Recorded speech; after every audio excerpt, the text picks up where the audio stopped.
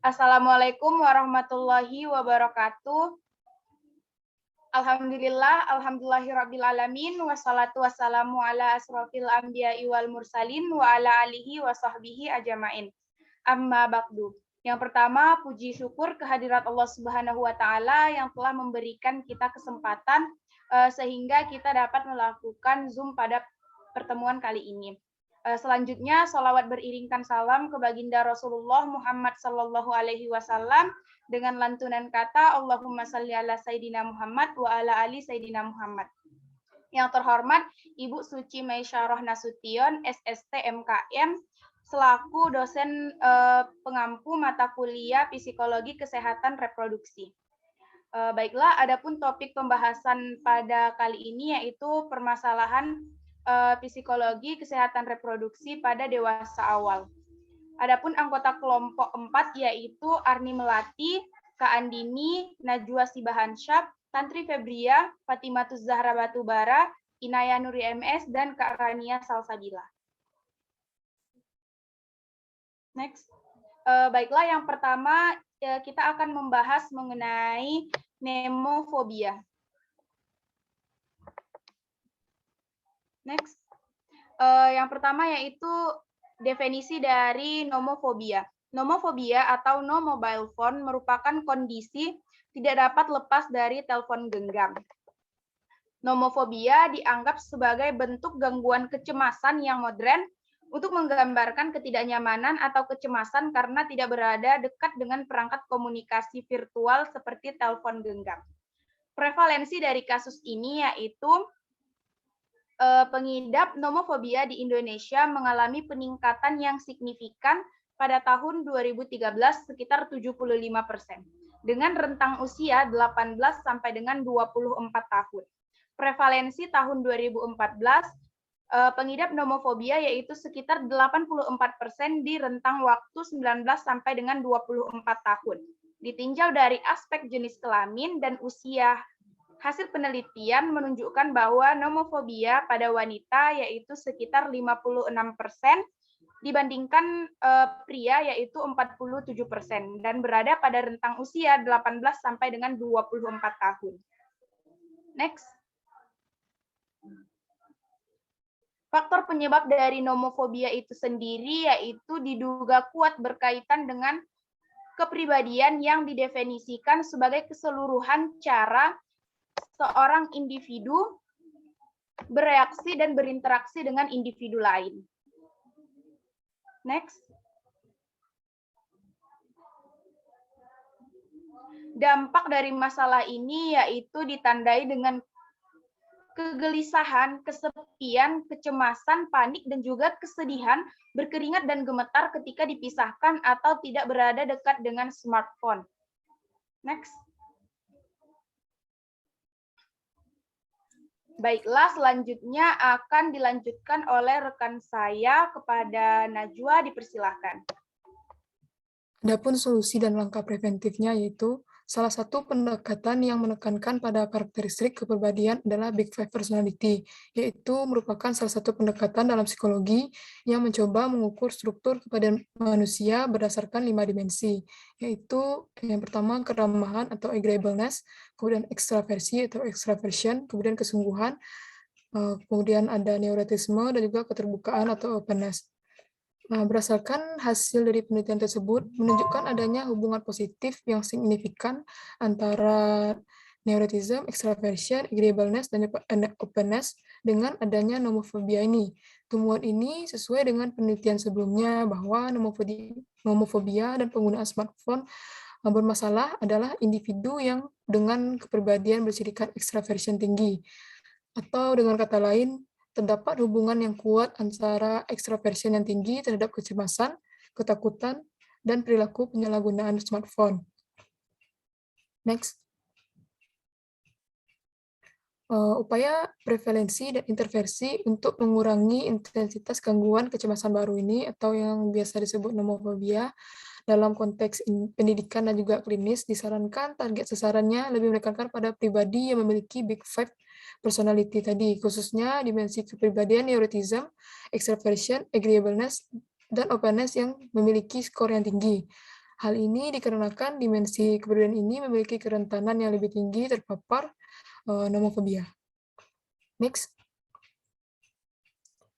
Disarankan kepada mahasiswa untuk dapat memahami kepribadian masing-masing dan mengembangkannya agar mahasiswa mampu mengontrol diri dan menggunakan smartphone dengan mengurangi intensitas penggunaan smartphone serta memperhatikan dampak dari nomofobia. Next. Selanjutnya yaitu gangguan kecemasan. Next. Penyebab dari gangguan kecemasan yaitu dengan terjadinya fenomena COVID-19 yang membuat perubahan pada kegiatan sehari-hari masyarakat serta kebijakan pemerintah yang mengharuskan masyarakat untuk menjaga jarak sosial dan tetap tinggal di rumah atau work from home. Kemudian adanya pemberlakuan pembatasan sosial berskala besar atau PSBB cukup berdampak pada sisi finansial maupun psikis seseorang. Yang salah satunya yaitu kecemasan. Next.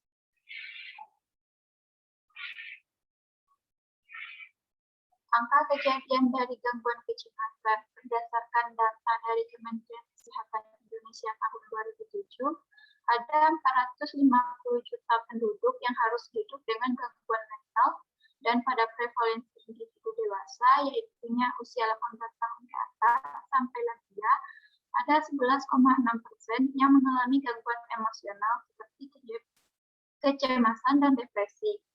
Kemudian riset kesehatan dasar pada individu dewasa di Indonesia menunjukkan peningkatan gangguan emosi pada tahun 2013 sebesar 6% dan di tahun 2018 sebesar 9,8%. Next. Selanjutnya yaitu ciri-ciri dari gangguan kecemasan. Yang pertama yaitu kecemasan dan kegelisahan berlebih selama beberapa hari dalam kurun waktu 6 bulan terakhir. Yang kedua, kesusahan dalam mengontrol perasaan cemas dan gelisah. Yang ketiga, perasaan cemas dan gelisah tersebut muncul dengan minimal 3 gejala lain seperti merasa tertekan, tubuh mudah merasa lelah, sulit berkonsentrasi, mudah marah, ketegangan otot, serta gangguan tidur. Yang keempat, perasaan cemas, gelisah, dan simptom kritis lainnya menyebabkan adanya gangguan dalam menjalani fungsi sosial dan okupasional dalam kehidupan sehari-hari. Yang kelima, bukan disebabkan oleh medis. Kemudian yang terakhir yaitu gangguan ini tidak dapat dijelaskan oleh kondisi gangguan mental lainnya. Next.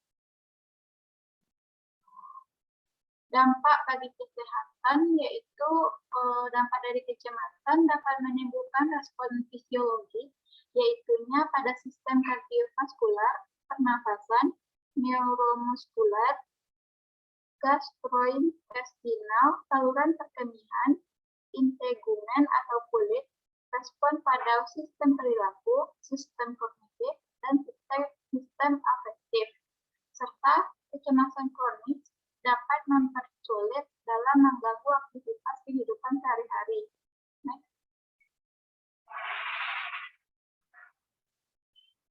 Selanjutnya yaitu solusi gangguan kecemasan. Yang pertama yaitu Cognitive Behavior Therapy atau CBT. CBT memang sudah seperti standar bagi para penderita gangguan kecemasan di usia dewasa. Tetapi pengaruh CBT ini untuk menurunkan kecemasan pada anak-anak masih dipertanyakan. Yang kedua, ada Acceptance and Commitment Therapy. Ruiz melakukan sebuah penelitian meta-analisis mengenai perbandingan afektivitas CBT dan ACT terhadap penderita gangguan kecemasan, dan hasilnya yaitu ACT lebih efektif dalam penanganan gangguan kecemasan pada dewasa. Next. Selanjutnya yaitu langkah preventif. Yang pertama, tenangkan pikiran dengan melakukan meditasi atau beribadah. Yang kedua, berendam air hangat untuk merelaksasikan otot-otot yang menegang. Yang ketiga, berolahraga selama kira-kira setengah jam yang bisa mengurangi kecemasan, membuat lebih tenang, serta kian percaya diri. Kemudian yang selanjutnya menggunakan minyak esensial untuk pijat atau aromaterapi penghantar tidur. Next.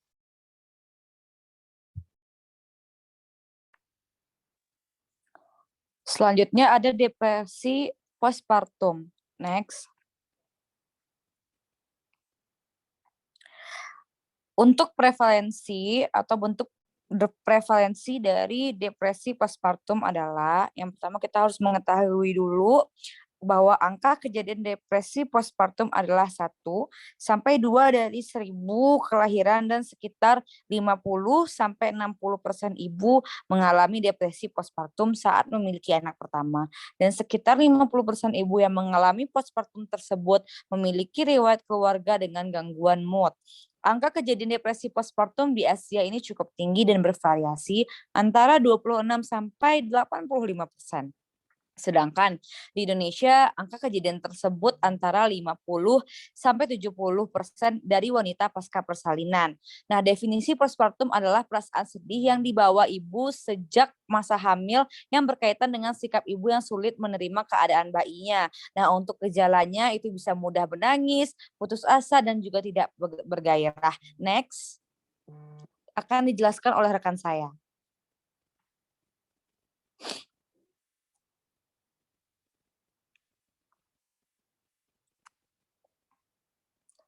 Next akan dijelaskan oleh Arni.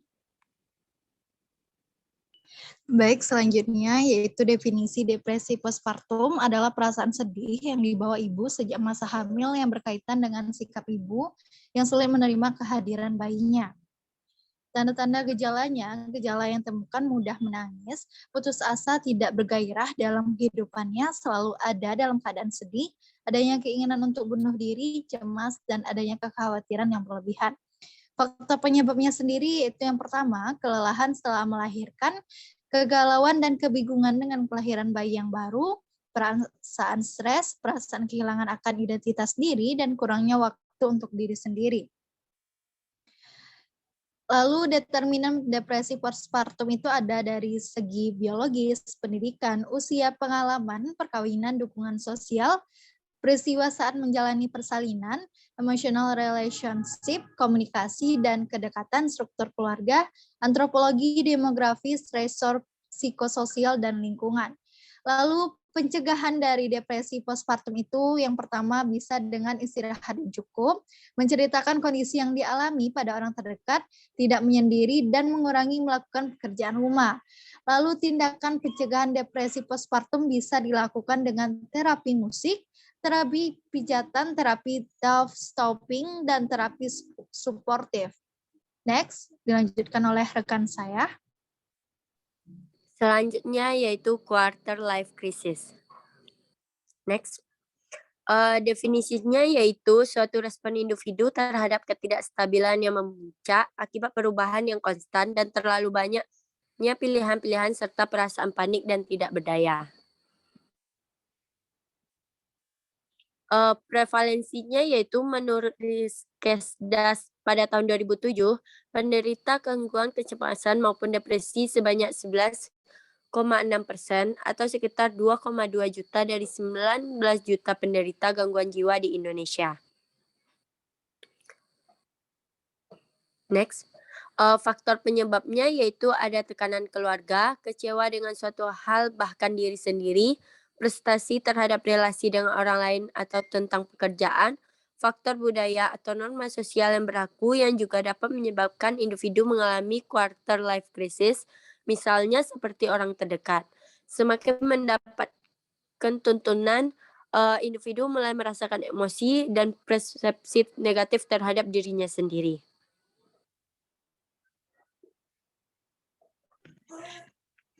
Selanjutnya mengenai ciri-cirinya.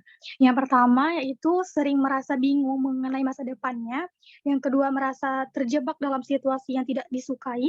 Yang ketiga sulit membuat keputusan ketika dihadapkan dengan beberapa pilihan. Keempat ada kurang motivasi dalam menjalani aktivitas sehari-hari. Selanjutnya ada ciri-cirinya sulit menentukan apakah harus menjalani hidup sesuai dengan keinginan diri sendiri atau sesuai dengan tuntutan keluarga dan masyarakat. Dan terakhir ada khawatir akan tertinggal dalam ketidakpastian hidup seorang diri. Untuk bencana sendiri, yang pertama mulai mempertanyakan hidup, yang kedua kecewa karena hidup tidak sesuai dengan tujuan yang dimiliki, yang ketiga tidak memiliki motivasi dalam melakukan aktivitas apapun, yang keempat merasa bosan dengan pekerjaan saat ini, namun tidak berani untuk keluar dari zona nyaman. Ciri-ciri selanjutnya merasa kecewa atas pencapaian yang didapatkan, lalu sering meragukan diri sendiri, dan merasa ditekan oleh lingkungan sekitar. Adapun dampaknya sendiri, krisis itu yang dialami oleh individu, ini dapat mengakibatkan dampak negatif pada hidup mereka. Nah, salah satunya itu stres, bahkan bisa terjadinya depresi. Nah, stres yang tertumpuk dapat memunculkan banyak masalah baru, yaitu terkait dengan emosi dan tingkah laku, perilaku agresif, perilaku kekerasan, dan kurangnya kemampuan dalam mengontrol emosi.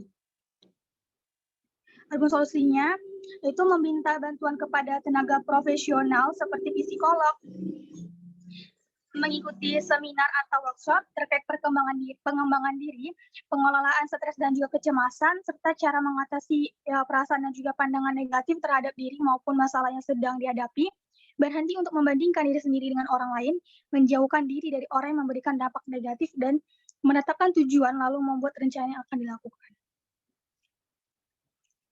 Langkah preventifnya itu meningkatkan psikologi well-being dengan mengoptimalkan kondisi psikologis dan juga melakukan kegiatan positif dan yang disukai, menikmati setiap proses yang dialami, mencoba untuk memiliki hubungan harmonis dengan orang lain, dan juga memiliki kontrol atas diri sendiri.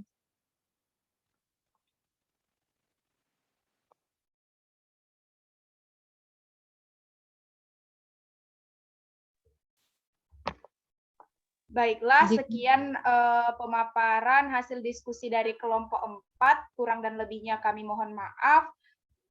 Wabillahi taufiq wal hidayah. Assalamualaikum warahmatullahi wabarakatuh.